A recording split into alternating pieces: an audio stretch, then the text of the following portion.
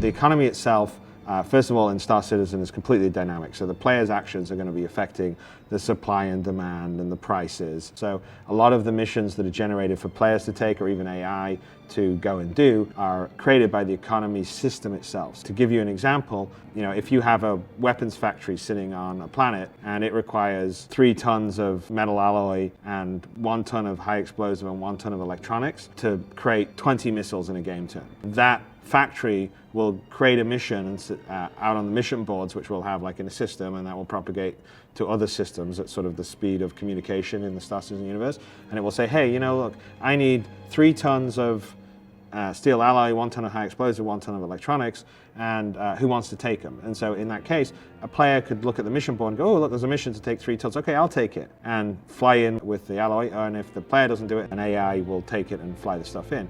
And along the way, if that player or the AI get attacked by a pirate and they don't make it through, then the goods aren't getting to the factory. The factory doesn't have the materials it needs to make the missiles, so it can't produce missiles that turn. Now, if people are buying missiles in that system, the inventory on the show floor will dwindle and they won't have any more missiles, which will mean the supply's low, so the demand's high. Prices will probably go up. So for the economy, Chris knew that he wanted to create the most detailed economy that he'd ever seen in a game. We have, in the last few months, really started to work on supply chains. We have started to work on mining mechanics.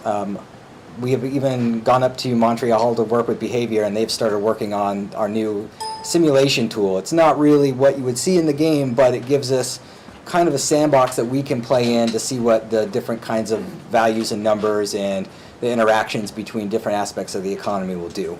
What's great about the room system is that we'll be able to expand it not only to hangars but also to planet side. So we'll be able to create dynamic location, like shops that change on the fly based on the economy.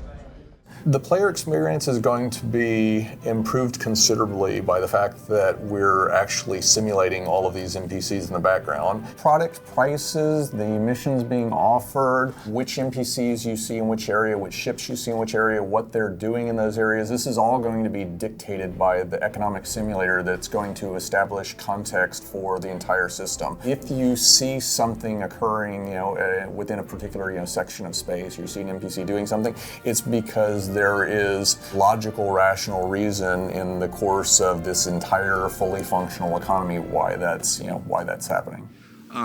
You go to a planet, it's nice, you come back a month later, it's in ruins. It's like it's got spray paint on the wall and it's rusted out, and the economy has just totally gone, south. We obviously want to convey that through the architecture also. So we've been putting some thought and time into creating these things with themes embedded in them, which are controllable by materials. If you're clever and you pick the right spot and you get some friends to help you and you basically, do a good job of, preventing every freighter that you see from actually landing in a given landing zone, then you can actually start to bend the needle and basically start to have an effect on the price of that commodity, and therefore everything that's built utilizing that would eventually show some effect.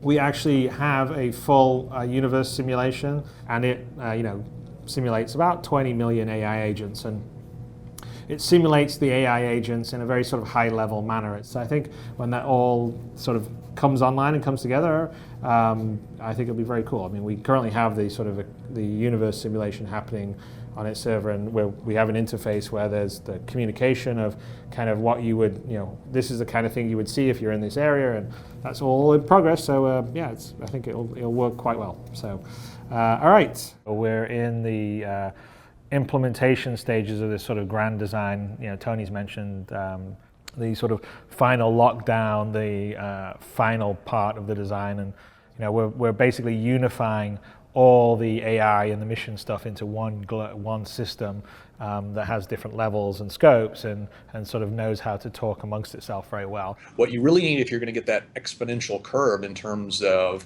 how quickly you can produce things is to basically put a lot of thought, a lot of effort, a lot of development time into properly structuring these tools and data structures. Your ultimate goal is to basically minimize the amount of time and effort required to go from concept to completion.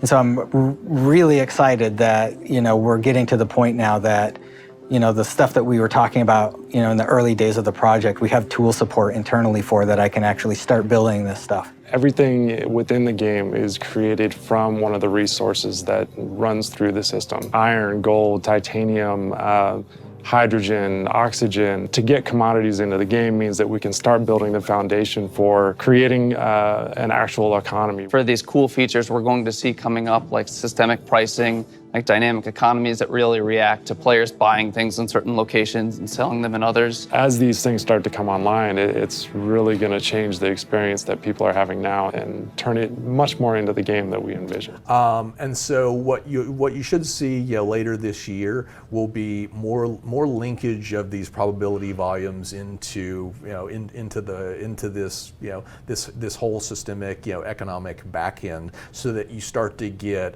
a lot more intelligent flow of prices and quantities and what NPCs and what types of scenarios you should see within in a given area according to these higher level rule sets. Because it's copper and titanium together that will be used to formulate ship hulls. And I need ship hulls because players are demanding lots of repair services, and they're demanding lots of repair services because there's lots of combat activity in this particular area. It'll ebb and flow along with the economy. And so you'll finally start to see some of this emergent gameplay that we've been talking about so long actually come to fruition. Which is awesome. These are simulated entities.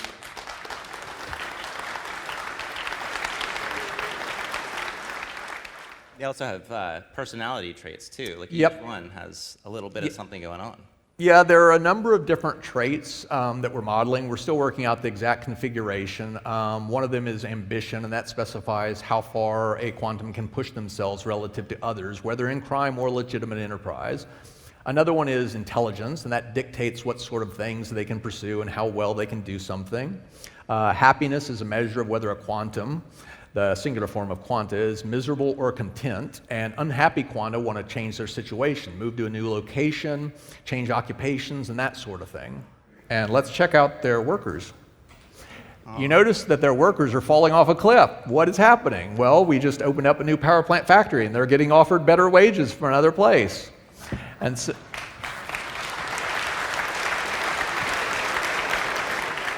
quantum changes this in dramatic fashion. It gives us a place where we can efficiently simulate NPC behavior and then feeds that behavior to the game server so that players can experience it. Further, it allows player actions to be fed back into the simulation so that there's no meaningful difference between the real and simulated worlds. All right, so now we've introduced some pirates. Check this out. This is where they're operating out of, you guys. Right.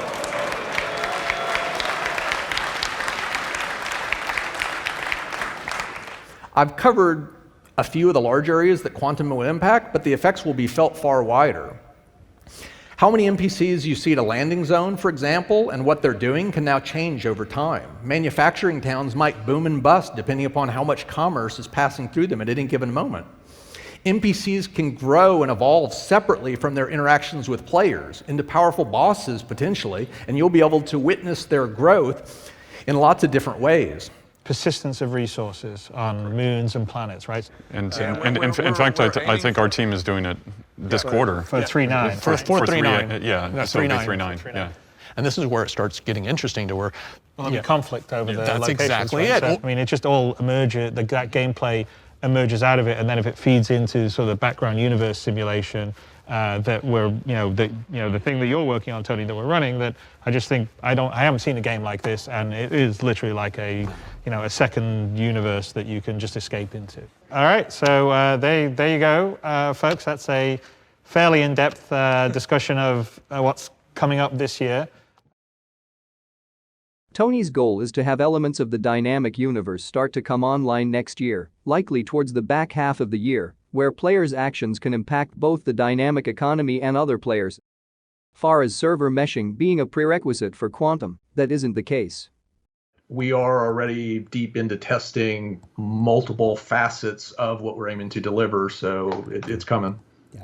We spent relatively recently a good bit of time getting Quantum, the service, to actually ship, to basically be built and shipped with the game. So we're not currently exploiting it, but it's there right alongside, a litany of all these other services. The quantum simulation that we ran at the last CitizenCon was implemented in TypeScript, a relatively slow language that limited us to less than 10,000 quanta.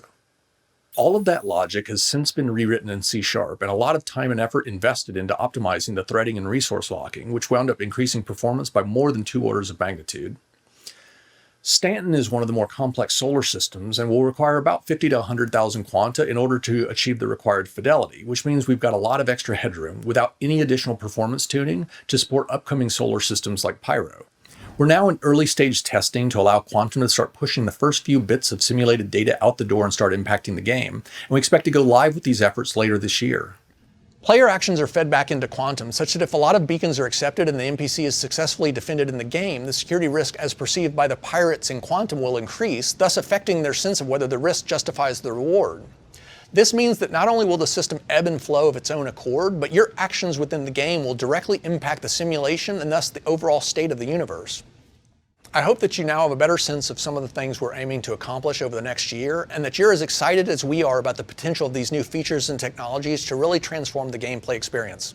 Let's see, any news on the implementation of Quantum? So they're still planning on Quantum in 3.17 to dictate the price of 3 commodities: repair materials, quantum fuel, and hydrogen fuel, and where service beacons occur, and the price, and then 3 probability volume tags: piracy, security, and freighters, at about a dozen locations. So that's the way that the first iteration of Quantum will be put in, and then from there, again, every quarter we'll build on it and adjust it and then go from there. End date has been extended to December 2022. End date has been extended to March 2023. End date has been extended to June 2023. End date has been extended to September 2023.